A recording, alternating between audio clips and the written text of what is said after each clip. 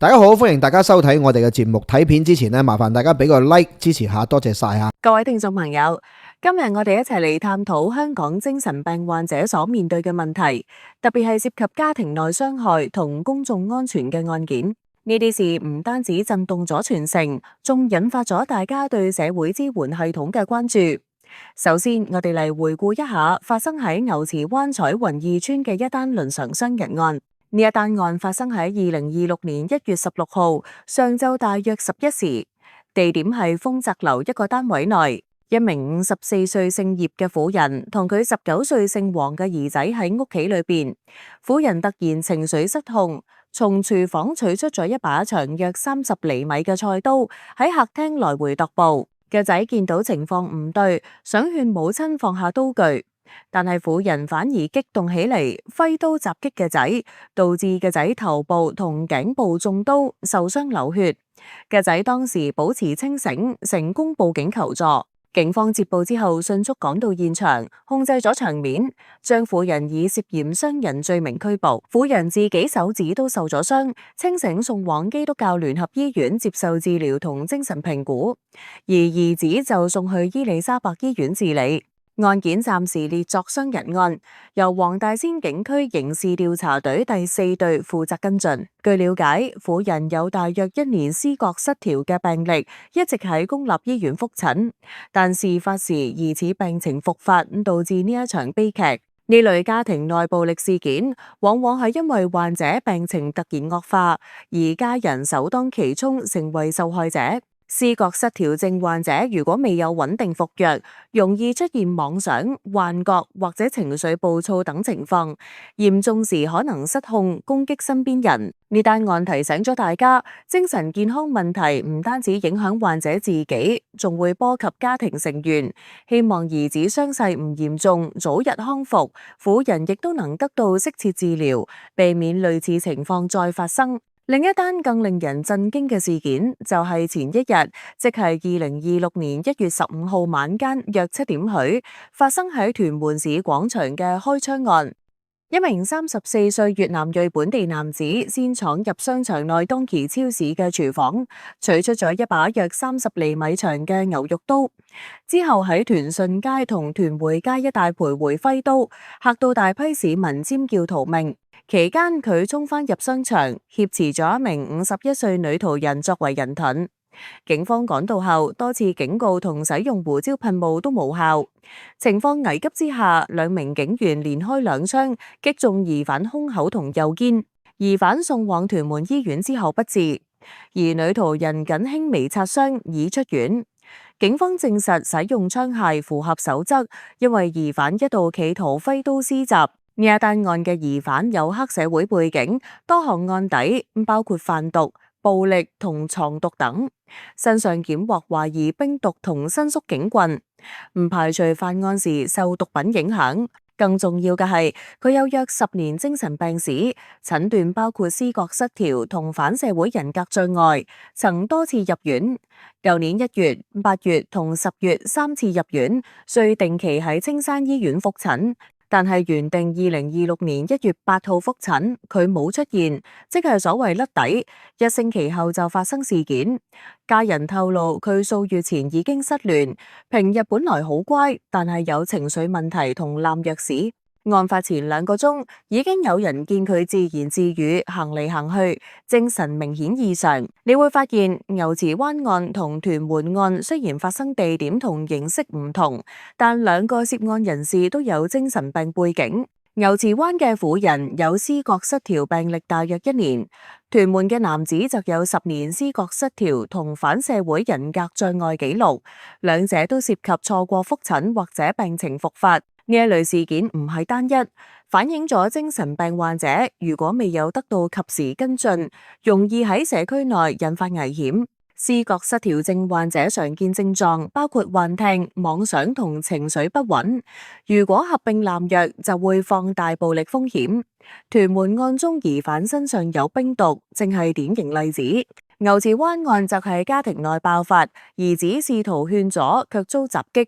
呢2個案連結起嚟，顯示精神健康問題唔單止個人事，更會影響家庭同公眾安全。近年香港類似事件頻發，社福界人士已經呼籲優化高危個案追蹤，例如降低個案經理比例，加強醫社合作，避免患者甩底後失聯。除咗呢兩個最近嘅案，香港喺2025年至2026年期間涉及精神病患者嘅暴力或襲擊事件，確實有幾單引起廣泛關注。譬如2025年8月11號，深水埗長沙灣道恒永樓一單謀殺雙屍案，一名52歲姓林婦人涉嫌殺害85歲母親同47歲胞弟。母親頸部有4處傷口，疑似被執剪襲擊，胞弟就疑似被焗死。社工家訪時發現屍體，先至揭發事件。婦人有精神病記錄，近期向朋友透露有自殺念頭同壓力大，唔排除因為精神壓力犯案。家庭冇暴力記錄，現場冇爭執痕跡，但婦人企圖天台自殺被救。呢單案顯示，精神病患者喺家庭壓力下，可能轉向親人施暴。胞弟患唐氏綜合症，母親需定期覆診，婦人作為照顧者，可能長期積壓情緒。案件由深水埗警區重案組調查，婦人涉嫌謀殺被捕。另一單常被提起嘅就係2023年6月2號鑽石山荷里活廣場斬人案，一名39歲男子有精神病史，患妄想型分裂症，手持12寸刺身刀喺商場內隨機殺害兩名女子，一名26歲，一名22歲，兩人係情侶關係。男仔購買刀後徘徊，無差別施襲，兩女仔胸背中數十刀同割頸不治。男仔有暴力史，曾經襲擊家人，需定期覆診，但案發前幾日錯過預約。呢單案震動全港，引發對精神病患者社區管理嘅討論。男子被控2項謀殺罪，案件轉高院審理。雖然係舊案，但同近期事件共通點係患者甩底覆診後病發，暴露追蹤機制漏洞。呢一啲事件加埋一齊，顯示香港對精神病患者嘅支援存在嚴重不足。當然，我哋要理性分析，唔好情緒化指責政府，因為近年政府已推出多項措施改善情況。但係同時，我哋要點出系統漏洞，呼籲亡羊補牢，避免更多悲劇。根據醫管局數據，2023至2024年度接受精神科服務患者逾30萬人，比10年前增近半。但係精神科醫生只增唔夠2成，醫生比例大約每2.5萬至3萬人先至有1名，遠低世衛建議每萬人1名。輪候時間長，穩定新症中位數可以達41至99星期，最長超過95星期，即近2年。呢一個延遲令患者錯過黃金治療期，增加復發風險。覆診率低係另一痛點。高危患者如有暴力史或者濫藥，系統依賴主動求助，缺乏強制外展。醫社合作鬆散，資訊交換唔夠頻密，社會污名化令患者不願求助。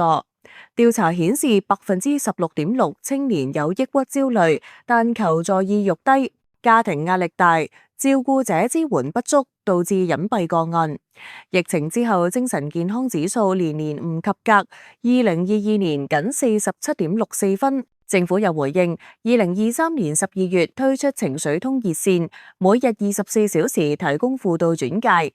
醫管局優化個案管理，將嚴重患者比例改善至唔超過1:40。社區層面，社署資助24間精神健康綜合社區中心提供外展輔導。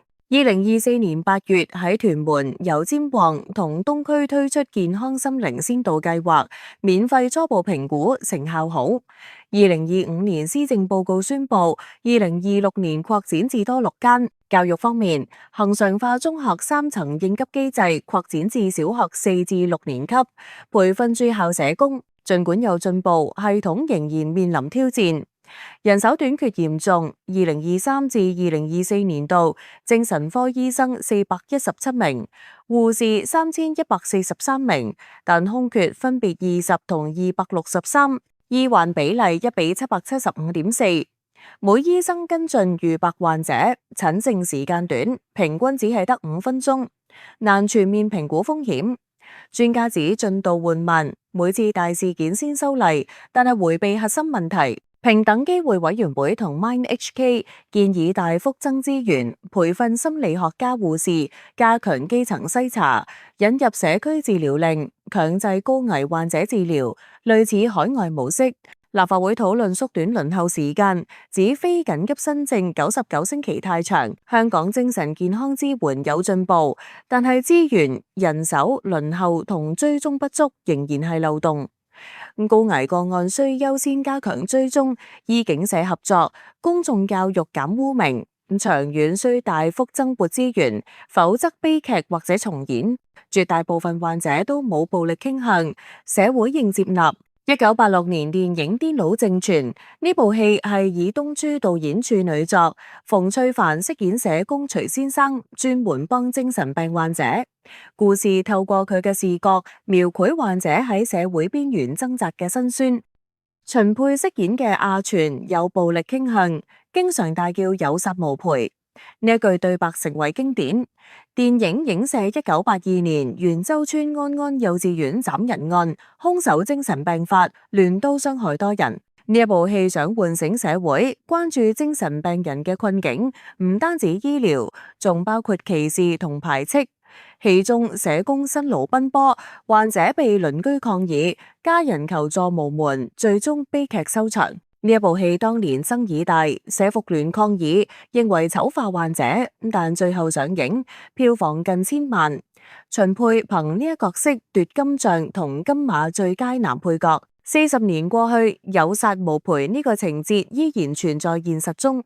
精神病患者若果冇妥善支援，容易失控傷人或者自傷。譬如屯門案同牛池灣案，患者甩底覆診之後病發，類似電影中阿全停藥之後復發，社會污名化未變，患者求助意欲低，隱蔽個案多。平等機會委員會2023年研究，超過80%市民認為精神病歧視普遍，40%患者職場遭歧視，被標籤為危險。即使數據顯示絕大部分患者冇暴力傾向，比例少於5%，但公眾常將精神病同暴力等同。